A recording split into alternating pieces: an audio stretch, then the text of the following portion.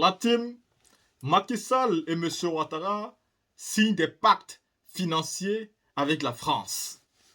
Oui, ils n'ont pas le choix après ce qu'ils ont fait. Les prêts qui ne peuvent même plus se compter par des chiffres, comme on n'en a jamais vu.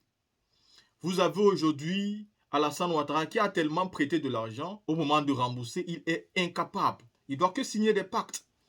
Et pourtant, ce qu'on n'a pas envie de dire aux populations de ces deux pays, c'est que, en mettant l'embargo sur le Mali, la Côte d'Ivoire a perdu énormément.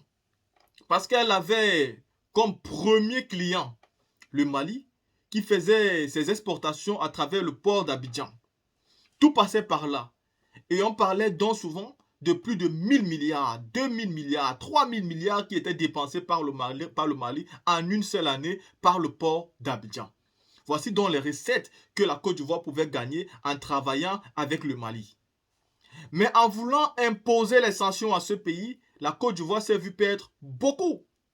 Même comme malgré les sanctions, le commerce a continué avant que le Mali décide de donner directement le dos à la Côte d'Ivoire et faire passer tout par le port de Guinée. Poutine en arrivant était clair. Poutine n'a jamais voulu faire passer quoi que ce soit par le port de Côte d'Ivoire. Mais le message était déjà fort, encore moins par le port du Sénégal. Parce que Macky Sall avait les pactes financiers qu'il signe avec la France, avec son rôle de suiveur qu'il fait avec la France, n'est pas digne de confiance. Quand la Russie décide même d'apporter des aides à des différents pays africains, il fait passer ces aides-là par des aéroports et par des ports qui sont totalement souverains. Pas par des ports et des aéroports qui sont contrôlés par les puissances occidentales. Aujourd'hui, le message est simple. Le Sénégal et la Côte d'Ivoire se sont endettés pour faire des routes et des ponts, mais aujourd'hui, il faut rembourser. Qui va donc rembourser, surtout que les élections approchent? Quand vous arrivez par exemple du côté de M. Ouattara, qui aujourd'hui est celui-même qui menace le Niger par rapport au coup d'État, pourtant lui-même il est là par coup d'État. Je ne vais jamais cesser de le dire. M. Alassane Draman Ouattara est à la tête de la Côte d'Ivoire par coup d'État. Il est venu en 2010 par coup d'État. Il n'a pas respecté les résultats du Conseil constitutionnel. En 2020, il a fait un coup d'État car la Constitution ivoirienne l'interdisait de faire un troisième mandat. Monsieur Macky Sall, lui, il est là légalement parce que le peuple l'a soutenu en 2010 quand il arrivait. Et après cela, qu'est-ce qu'il est en train de faire? Quand il arrivait, je crois, en 2012, 2012, 2013, Macky Sall, si je ne m'abuse, 2010 c'est un peu trop tôt, si je ne m'abuse, 2012, 2013, Macky Sall, il a été soutenu par le peuple, il est donc là légalement. Mais qu'est-ce qu'il nous fait aujourd'hui? Il pose des actes illégitimes. Et un acte illégitime, c'est un acte qui n'est pas soutenu par la population en majorité. C'est un acte qui est soutenu non seulement par les membres du gouvernement, mais aussi minoritairement dans la population. Et donc, la majorité du peuple sénégalais aujourd'hui veut une élection inclusive. Ils ne veulent pas d'élection exclusive. Pourtant, Macky Sall, de manière illégale, illégitime, est en train d'exclure certains candidats. Pourtant, lui, il ne s'est pas vu exclure. Et il avait même dit de manière claire à tout le monde et à tous ceux qui voulaient l'entendre qu'il était prêt, même à porter les armes contre Abdoulaye Wade, si Abdoulaye Wade ne respectait pas le choix du peuple qui était lui en tant qu'opposant principal. Aujourd'hui, lui, il est en train d'exclure tous les opposants à lui. Et donc, Ousmane Sonko, qui est aujourd'hui mis sur mandat de dépôt, qui a vu son parti disloqué, dissoudre même directement. Aujourd'hui, le PASTEF de Macky Sall est en train de mourir. Macky Sall a coupé Internet, tous les réseaux sociaux, et nous ne pouvons pas savoir ce qui se passe. Nous devons donc parler comme ça sans montrer des preuves, parce que même nos gars qui sont sur le terrain sont incapables de nous envoyer des preuves, faute de quoi, parce qu'ils n'ont pas la connexion via leurs appareils téléphoniques. En Côte d'Ivoire, M. Ouattara règne en maître, en bandit à col blanc. Il aime toujours être respecté. Il veut se faire passer pour celui qui maîtrise la politique que tout le monde. Et pourtant, c'est le plus grand mafieux des politiques de ce 21e siècle. C'est celui qui, depuis l'opposition, avait déjà vendu la Côte d'Ivoire. Ça veut dire, avant d'être président, il avait déjà promis toute la Côte d'Ivoire. Et quand il est arrivé, qu'est-ce qu'il a fait? La Côte d'Ivoire est tellement endettée que si un président autre que Ouattara arrive, il mettra donc en lumière toutes les défaillances de Ouattara. Et tout le peuple ivoirien et africain se rendra compte que Ouattara a en réalité vendu le pays. Et donc aujourd'hui, ce qui les énerve, ce sont les coups d'État faits par les militaires. Car ces coups d'État ont une légitimité populaire. Et cette légitimité populaire n'existe que parce que ces présidents qui sont là de manière illégale ne sont pas légitimes. Soit ils ont violé la Constitution pour pouvoir s'imposer au peuple, soit ils ont gagné les élections de manière frauduleuse en bourrant les urnes. Que ce soit l'un ou que ce soit l'autre, ce sont des comportements qui rendent leur gouvernance illégale et illégitime et donc caduque. Et donc aujourd'hui, ils n'ont pas la légitimité même pour menacer le Niger, pour menacer le Mali, la Guinée et même le Burkina Faso. Aujourd'hui, une véritable histoire est en train de se créer. Macron, en arrivant au pouvoir en 2017, avait promis aux Africains de mettre fin à la France-Afrique. Nous devons donc dire à Macron que nous y sommes. Si lui, il s'amusait quand il disait ça, les Africains ne s'amusaient pas. Ouattara, qui se croit supérieur à tout, comme il gouverne en grand maître sur la Côte d'Ivoire et qui n'a aucune opposition qui l'effraie, il pense qu'il peut se permettre ça dans tous les autres pays voisins.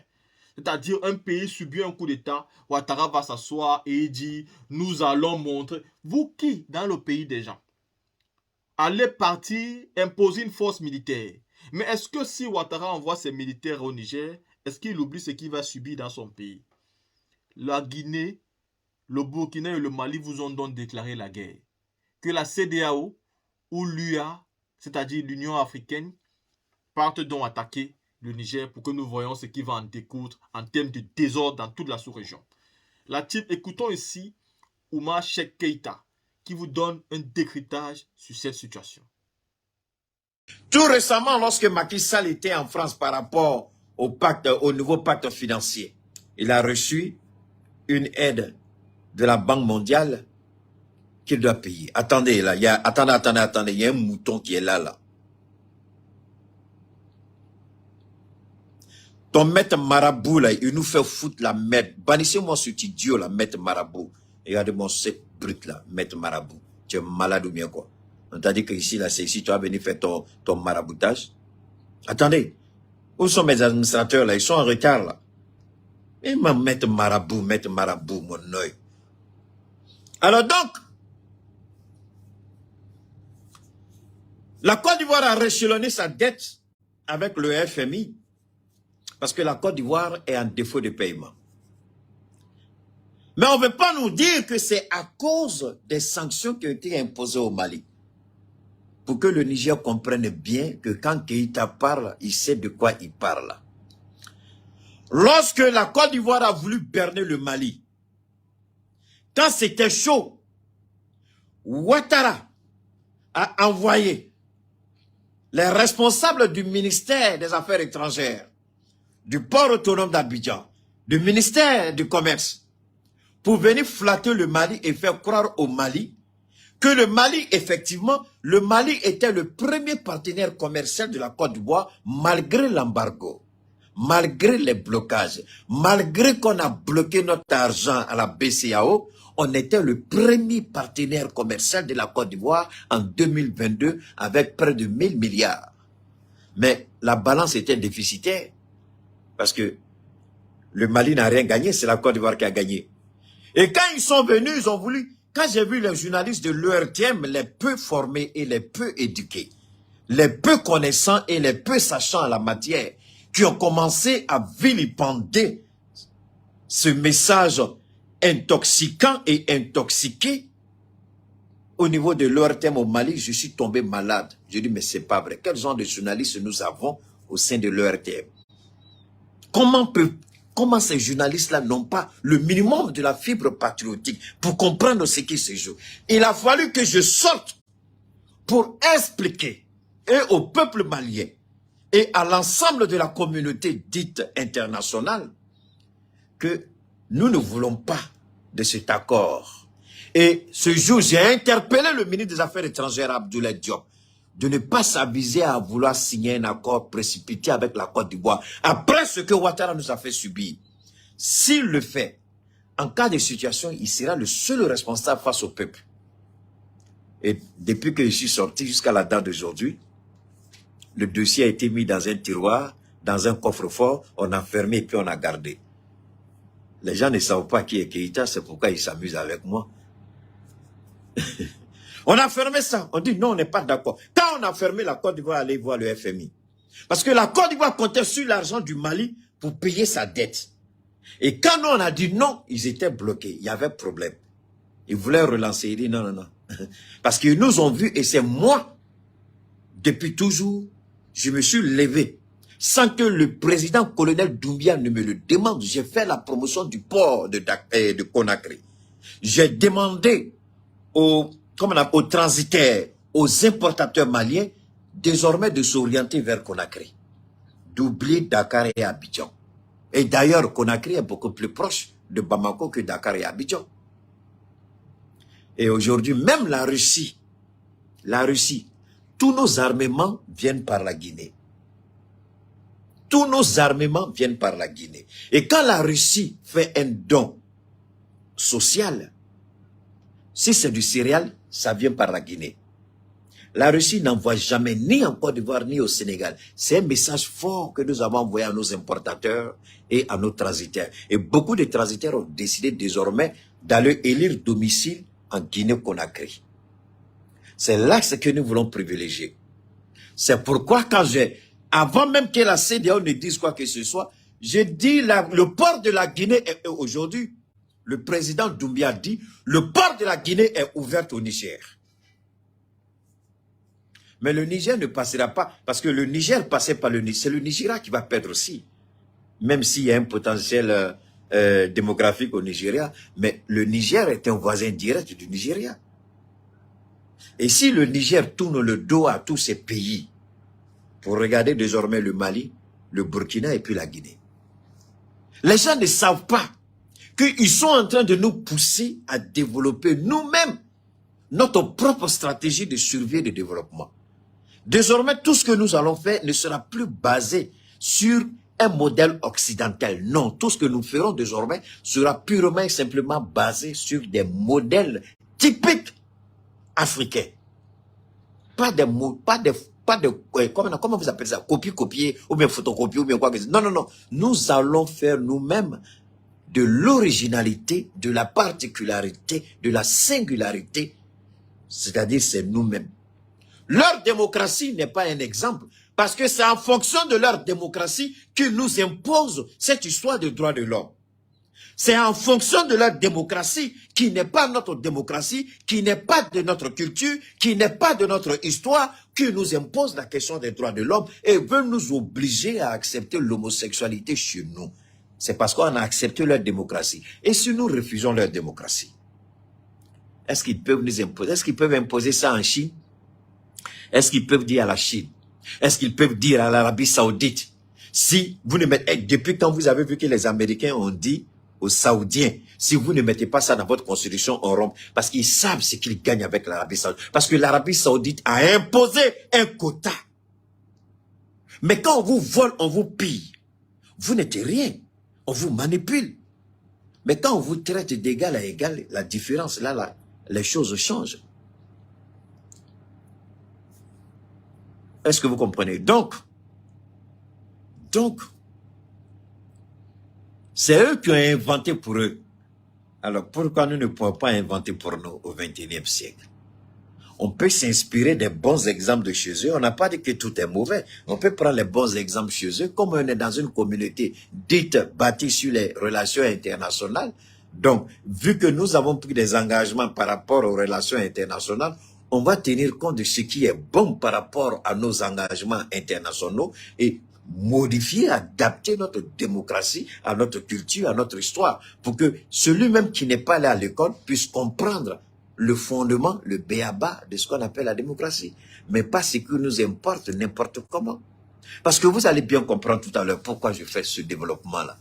Je fais ce développement pour vous permettre de bien comprendre, pour vous permettre de vous installer, pour permettre à ceux qui sont nouveaux de s'abonner. Activez la cloche de notification, aimez notre page, suivez-nous. N'oubliez pas d'aimer, c'est important.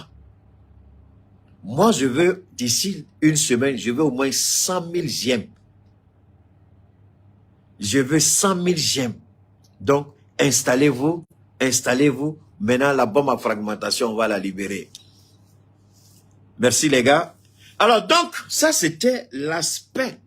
Ça c'était la présentation pour qu'on rende la partager, partager, partager, partager. Multiplier les partages. Alors, maintenant on va commencer. La Guinée-Conakry dit qu'elle ne reconnaît pas les décisions de la CEDEAO et elle ne les appliquera pas comme elle l'a fait pour le Mali. Regardez quelque chose de fondamental. Regardez les trois pays. Regardez les trois pays. Le Mali, le Burkina, le Niger. Laissons la Guinée parce que la Guinée n'est pas enclavée. C'est-à-dire, la Guinée n'est pas dans un espace sahélien. La Guinée a une façade maritime. Nous n'avons pas de façade maritime. Nous avons une façade fluviale. N'est-ce pas? Maintenant, écoutez bien. Quand Assimi Goïta a fait la ratification, on a sanctionné le Mali. De ce que vous ne pouvez pas imaginer, parce que c'était la volonté de la France. Parce que Badao, qui était le premier président, le général à la retraite qu'on allait prendre à sa plantation, on dit tu es président, et puis on lui donnait 150 millions. Le vieux a changé. La France dit 150 c'est petit, nous on va quadrupler. Si le Mali te donne 150, nous on te donne 500. Mais il faut rentrer dans le jeu. Et le général a commencé à rentrer dans le jeu. Jusqu'au point de vouloir démettre de leurs fonctions des éléments clés. Ceux mêmes qui ont donné leur vie. Parce qu'ici, ça échouait, c'est eux qu'on allait liquider. Ceux qui ont donné leur vie pour le changement, eux là, on veut les écarter. Toi, on allait te prendre dans ton champ, tu viens, toi, tu veux les chasser. Les jeunes gens t'ont respecté, toi, tu veux les déshonorer.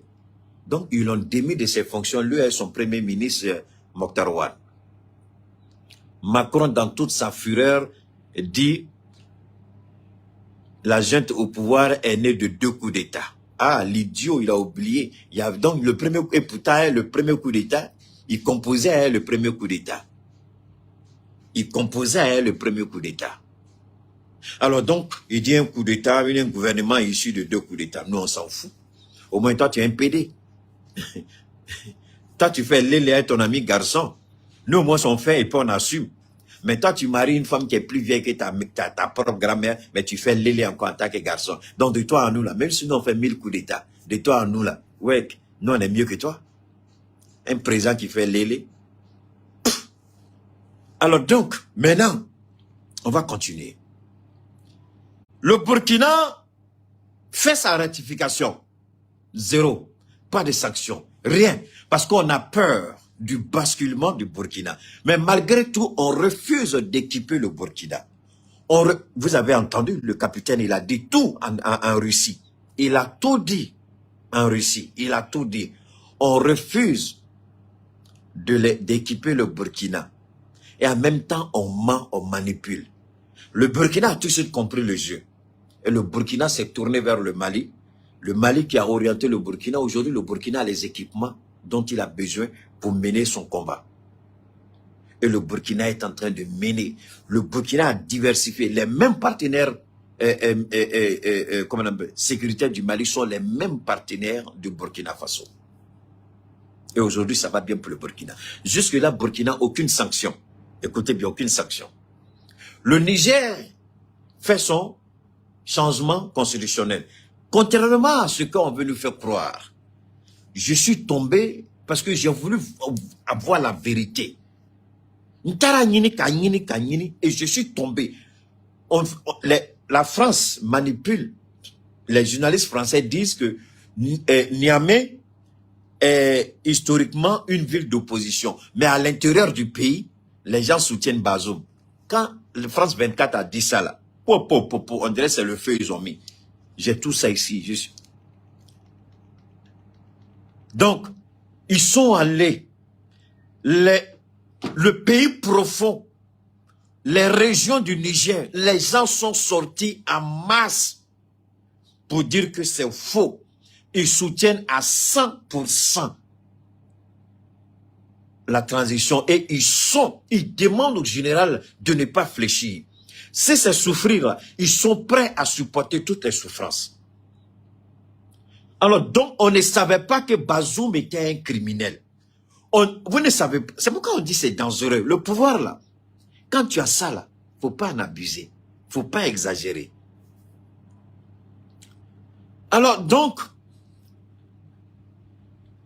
merci pour la Corée. J'avais oublié la Corée du Nord. Merci beaucoup. Alors donc, à l'intérieur du Niger aujourd'hui, les populations se lèvent pour dire nous sommes avec le CNSP. Nous sommes avec la transition. Nous sommes avec le général Tiami. On n'est pas contre lui. On est d'accord parce que le martyre qu'on vivait, c'est nous seuls, on savait. Maintenant, le pays se réveille. Et c'est le danger. J'ai dit, en matière de guerre, on ne dit pas, je vais te frapper dans tel jour. On se lève et puis on frappe. Mais quand tu préviens là, c'est ce qu'on appelle l'usure du temps. Et aujourd'hui, le Niger se réveille dans sa globalité. Le Niger se réveille du nord au sud, de l'est à l'ouest. Le Niger se réveille et tout le Niger veut faire front avec la transition. Je me pose bien la question, comment la CEDEAO, qui la CEDEAO va tuer? Les civils ou les militaires? Ne vous en faites pas, on a entendu quelque chose. Je vais vous faire écouter le vocal, vous allez écouter. Donc, plus la CEDEAO, c'est pourquoi je vous ai dit que la CEDEAO est une coquille vide. La CEDEAO fait semblant d'être déterminée. La CEDEAO fait semblant de lancer dans l'air. Mais la CEDEAO fait de l'intimidation. La CEDEAO sait qu'en donnant le temps, même si c'était 3 jours, la CEDEAO n'allait jamais déloger les militaires parce que aujourd'hui, depuis le dimanche jusqu'au... Bon, nous sommes lundi. Il est dit, dans tout le Niger, toutes les régions, il y a des régions même qui se fâchent à la télévision. Pourquoi la télévision n'est pas arrivée chez elle encore? Les populations demandent que la télévision vienne les filmer pour faire leurs déclarations. Toutes les régions sont en train de faire les déclarations et déclarations pour soutenir la transition, pour soutenir les militaires. C'est important. Je vais marquer une petite pause pour parler du Sénégal et puis on va continuer le Niger. Parce que c'est ça le panafricanisme. Pour vous dire que grâce à Dieu, on connaît un peu tous les pays. Quand on parle d'un pays, c'est que Dieu nous a permis de connaître le pays. J'ai entendu un petit journaliste malien qui disait que ils ont arrêté Sonko, rien ne s'est passé. Quand les Sénégalais sont sortis, ils ont attrapé 2 ou 3, on les a enfermés, les Sénégalais ont fui. Aujourd'hui, beaucoup de gens pensaient que le pouvoir de Macky Sall allait tomber aujourd'hui. Le Sénégal était en feu. Macky Sall n'est pas à Dakar, Macky Sall n'est pas rentré au Sénégal. D'après l'information que nous avons, Macky Sall, quand il a quitté Abuja, là, il n'est pas allé, il allait, je sais pas, Gambie ou bien quelque part d'autre là, ou bien Guinée-Bissau, je sais pas, mais il est à la porte du Sénégal, il n'est pas au Sénégal. Il est à la porte. Alors donc, vous arrêtez Ousmane Sonko, vous faites de la provocation. Maintenant, tout est saccagé, maintenant, tout est gâté. Et mais à la longue, ça va aller où? Alors, quand Macky Sall dit, je ne voulais pas être candidat pour éviter l'effusion de sang. Mais ce que nous sommes en train de vivre là, c'est quoi? Quand vous faites de l'injustice, quand vous faites de la brimade, quand vous attaquez injustement et vous dites que vous êtes musulman, moi je me pose la question, ces politiciens-là croient-ils que peut-être Dieu ne va pas leur poser des questions? Il est en Gambie, merci beaucoup. Mais il ne suffit pas de dire que je ne suis pas candidat et puis foutre la chienlit dans ton pays. Qu'est-ce que Macky est en train de faire aujourd'hui au Sénégal? Il est en train de détruire tous les acquis. Il est en train de détruire tous les acquis. Et Sonko leur a dit, si vous voulez brûler le Sénégal, arrêtez-moi. Ils ont cru que le monsieur bluffait. Ils ont dit, on l'a arrêté à rien. Alassane Ouattara, quand il était à Macky Sall, c'est ça. Et il faut l'arrêter à rien. Macky arrête, il n'y a rien. Moi, j'ai arrêté Soro-Guillaume, je l'ai chassé à rien. Mais Ousmane Sonko a compris l'erreur de Soro-Guillaume. Soro-Guillaume, lui, il est sorti. Ousmane Sonko dit, je ne sors pas. Je ne sors pas. Si je dois mourir, là, c'est au Sénégal que je vais mourir. Arrêtez-moi si vous voulez. Mais aujourd'hui, Ousmane Sonko, il est là. Voilà le Sénégal qui est en feu et en sang. C'est ça. Et jusque-là, vous n'avez pas encore entendu la déclaration de la CEDEAO. Jusque-là, la CEDEAO qui a reçu Macky Sall pendant que le Sénégal était en feu et en sang. On n'a pas vu un journaliste poser la question à Macky Sall, mais attention, tu es là pour prendre sanction contre le Niger là. Mais chez toi-même, il y a le feu là-bas.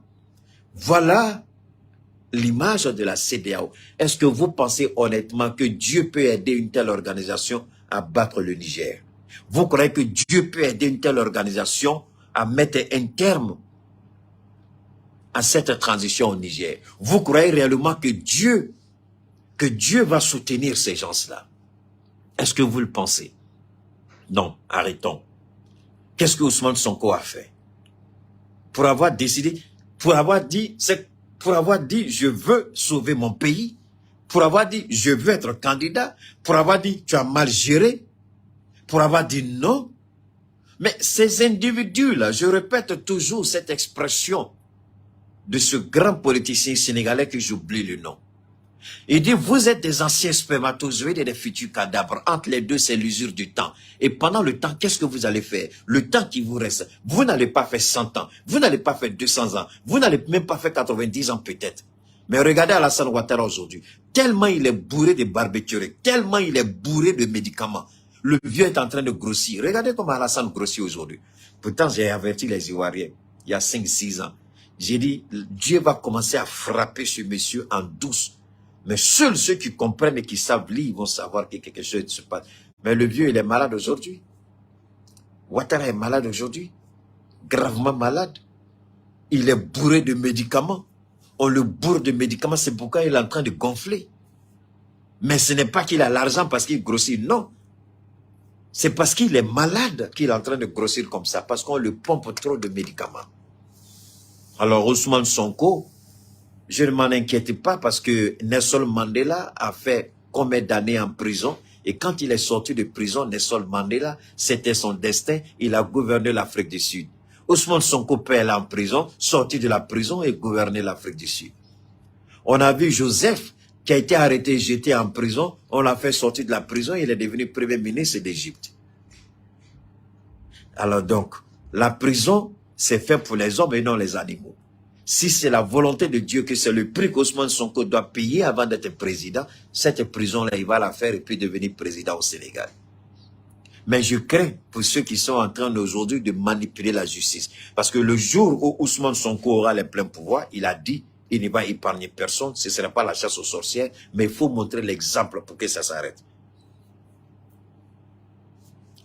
La CEDEAO a fait quoi? Zéro. La CEDEAO voit ce qui se passe en Côte d'Ivoire. La CEDEAO voit ce qui se passe au Sénégal. Mais la CEDEAO reste muette. Muette. Et c'est elle qui veut attaquer. 27 ans en prison. Merci. 25 ans. 25 ou 27 comme ça. Il est sorti, mais il a gouverné l'Afrique du Sud. Et il a été le prisonnier le plus populaire du monde. Le plus aimé, le plus respecté, le plus honoré. Mandela. Maintenant, revenons au Niger. Le président Doumbia Mamadi dit que le port de Conakry reste ouvert au Niger et aucune frontière ne sera fermée avec la Guinée-Conakry et l'approvisionnement du Niger sera assuré par le port de Conakry. Assimi Goïta et le capitaine Ibrahim Traoré ont produit un communiqué conjoint. Ils ont dit que les différentes frontières Mali, Burkina, Niger resteront ouvertes et que l'approvisionnement du Niger sera assuré et par le Mali, et par le Burkina, et par la Guinée via le port de Conakry. Ils ont dit ensuite, s'il y a une intervention militaire, cette intervention militaire, comme j'ai interpellé et le président Assimi Goïta et le président Ibrahim Traoré, je leur ai dit, si la CEDEAO, avec la manipulation de la France, déstabilise le Niger, si vous acceptez cela, ça veut dire que la CEDEAO aura eu des muscles. Désormais, la CEDEAO va se tourner directement vers le Mali avant de s'attaquer au Burkina. Donc, il est dans l'intérêt du Mali et du Burkina de soutenir le Niger à tous les niveaux. S'il y a une intervention militaire, il faut qu'on envoie des troupes au Niger pour soutenir l'armée nigérienne. Et c'est ce que le Mali a décidé, c'est ce que le Burkina a décidé. La Guinée dit que son port reste ouvert, mais on va négocier des soldats guinéens pour qu'ils viennent se joindre à nous. le Mali et le Burkina ont décidé de soutenir toute action militaire du Niger si le Niger est attaqué par la CEDEAO. Et ils ont dit que si jamais la CEDEAO attaquait le Niger, le Mali et le Burkina décident de se retirer de la CEDEAO. Donc le Mali, c'est pas seulement le Mali, parce que sinon on se retire de la... autant pour moi, excusez le petit bruit, sinon on se retire de la CEDEAO parce que le Niger est attaqué. Mais croyez-vous réellement que le Niger va rester dans la CEDEAO? Et sinon on se retire de la CEDEAO, vu que c'est la France qui est toujours à la manœuvre, donc ça veut dire que nous allons aussi quitter le CFA. Alors imaginez, 7 pays dans la zone UMOA, 3 pays quittent. Nous on dit on s'en va. Le Mali, le Niger, le Burkina quittent le CFA. Maintenant, la France va s'arranger avec Ouattara et puis Macky Sall. En tout cas, nous, on s'en va. Avec Oumarou Embalo Sissoko, ils n'ont qu'à s'arranger entre eux là-bas. Nous, on est partis. Est-ce que vous voyez? Donc, si la France... Parce que ce que la France n'a pas compris, grâce à Dieu, on parle la langue de Molière. Grâce à Allah, on parle cette langue, la langue de Molière. Mais ce n'est pas parce qu'on parle la langue de Molière que nous sommes doués d'intelligence. Non. L'intelligence, elle est naturelle, elle est innée. Dieu nous l'a donnée. Nous n'avons fait que actionner un certain nombre de leviers de notre intelligence pour mettre l'intelligence en éveil. Est-ce que vous comprenez? On est tous nés intelligents, mais c'est l'exercice quotidien, la répétition, se forcer, qu'on arrive à briser toutes les barrières et puis l'intelligence arrive à s'épanouir. Quand vous réfléchissez beaucoup, quand vous raisonnez beaucoup, quand vous analysez beaucoup, chaque fois votre intelligence gagne en capacité, en puissance, et c'est la montée en puissance. Chacun peut le faire. Ce n'est pas une question de Keïta, ce n'est pas une question de X ou Y. Chacun peut le faire. Et je suis sûr que si vous le faites, beaucoup parmi vous seront mieux que Keïta. Beaucoup parmi vous dépasseront Keïta à tous les niveaux. Parce que vous aurez d'abord eu l'expérience de Keïta et vous-même vous allez développer votre propre expérience qui sera un atout que Keïta n'a pas. Alors, donc, c'est pourquoi je vous dis, attendez, laissez, ils n'ont qu'à attaquer, c'est pas grave, ils n'ont qu'à attaquer la vidéo, c'est pas grave. Alors, je vous dis toujours, laissez-les. Alors donc, on revient pour dire, si le Mali et le Burkina décident de quitter la CEDEAO, alors, est-ce que vous croyez réellement que le Niger va rester? Non, le Niger va partir. Donc, si le Niger part, le Mali part, et évidemment, le Niger, le Mali, le Burkina, si on part, on sort de la CEDEAO, on sort de l'UMOA, qui perd dans un premier temps, puisque la CEDEAO même ne fonctionne pas comme il se doit. Celui qui perd dans un premier temps, parce que pour que les sanctions de la CEDEAO puissent nous affecter, il faut que nous soyons isolés. Mais du fait que nous sommes directement, nous on peut créer un marché entre nous, les 3 pays. Moi c'est ce que j'ai toujours voulu, les 4 pays, ça frôlait. Les 4 pays peuvent créer leur propre marché. Les 4 pays, Mali, Burkina, Guinée, Niger, on peut créer notre marché. Et si mes administrateurs sont là, ou bien ceux qui sont là, s'il vous plaît, prenez la population, donnez-moi une seconde, vous prenez, donnez-moi une seconde, s'il vous plaît, il y a un maudit qui est là, si tu as fait promotion de la CEDEAO, si vraiment tu n'es pas un idiot, tu devais créer ta propre page pour aller faire promotion de la CEDEAO là-bas. Alors donc, mais comme mes administrateurs ne sont pas là, je vais vous demander un effort. Vous prenez la population du Mali, vous ajoutez à la population du Burkina, vous ajoutez à la population du Niger, vous ajoutez à la population de la Guinée. Donnez-moi les 4 populations réunies, ça fait combien? S'il vous plaît, rapidement. Faites rapidement. Voilà l'image. Et imaginez, même si c'est 3, même si ces 4 pays, autant pour moi, si ces 4 pays décident chacun d'avoir sa propre monnaie dans un premier temps, et puis chercher une interconnexion avec les BRICS, diversifier leur partenariat, sortir dans les partenariats classiques, Union européenne, mon œil, États-Unis, mon œil, on s'en fout des États-Unis, on s'en fout de l'Union européenne. Mais attendez, si on a des partenaires comme la Chine, comme l'Inde, comme le Brésil, comme le Pakistan, comme l'Iran, comme la Syrie, comme l'Afrique du Sud, comme l'Argentine, comme le Pérou, comme la Corée du Nord, il y a tellement de pays dans le monde avec lesquels on peut être partenaire. Est-ce que nous sommes obligés? Parce qu'on veut nous faire croire que sans eux, c'est ça le narratif que nous devons détruire. On veut nous faire croire que sans les Américains, nous sommes morts. On veut nous faire croire que sans l'Union européenne, c'est fini. Et aujourd'hui, quand vous écoutez la presse française, quand vous écoutez aujourd'hui France 24, oh, c'est serré, les putschistes du Niger, les taux se resserrent contre eux, l'Union européenne les met sous sanctions, et l'Allemagne a coupé son aide budgétaire, la France a coupé son aide budgétaire, les Américains ont coupé leur aide budgétaire, 100 millions d'habitants. Merci beaucoup, M. Kofi. 100 millions. Attendez, on dirait qu'il y a... Attendez, moi, quand... Attendez. 21, 80. Mais on dit 120, attends. On ne met pas de 80, c'est trop petit. Je ne crois pas que ce soit 80. Alors, donc, c'est pas grave. Maintenant, revenons. Bon, prenons la fourchette de 90 à 100 millions. Hein? Prenons 90 à 100 millions. On dit, le taux se resserre. Je vais terminer avec ça d'abord. Le taux se resserre contre la junte.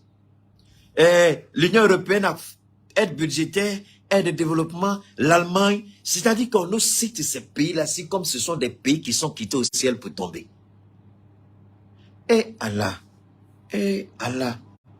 Dieu africain, que Dieu donne la sagesse à tous les Africains de comprendre dans quelle merde on est. Mais si vous me faites, si c'est moi, je jure au nom de Dieu, j'ai le pouvoir aujourd'hui, je romps toutes les relations diplomatiques avec l'Occident, sans exception, tous les pays occidentaux, et je donne un délai de 48 heures à leur ambassade de quitter mon territoire. Et je lis de nouvelles relations avec d'autres pays. On a, attendez, depuis l'indépendance, c'est avec eux qu'on est. Attendez, moi je ne comprends pas quelque chose. Hein. On va essayer de discuter entre nous. On peut discuter. Depuis 60 ans, quelqu'un dit je peux vous soigner, quelqu'un dit je peux vous aider. Mais depuis 60 ans, la personne vous traite comme un bébé. Depuis 60 ans, la personne vous donne le biberon. Depuis 60 ans, la personne vous donne le lait. Mais attendez, donc depuis 60 ans, là, vos dents n'ont pas poussé. Depuis 60 ans, là, vous n'avez pas encore eu des cheveux blancs. Depuis 60 ans, là, vous êtes en train de ramper encore. Depuis 60 ans, là, vous ne pouvez pas vous tenir debout. Depuis 60 ans, là, vous n'avez pas de barbe. Depuis 60 ans, là, vous ne pouvez pas avoir enfant. Depuis 60 ans, vous ne pouvez pas avoir votre propre famille. Depuis 60 ans, vous ne pouvez pas réfléchir vous-même. Depuis 60 ans, vous êtes avec une seule personne qui dit supposé vous aider. Mais l'aide n'en va jamais. Mais la pauvreté, la misère est toujours dans ton pays. Mais attends, à un moment donné, il faut dire, attends mon ami, ça fait 60 ans que j'ai fait relation avec toi. Mais c'est dans quelle relation? Toujours moi, je regarde la télé, on me dit, tu as fait bon qualitatif.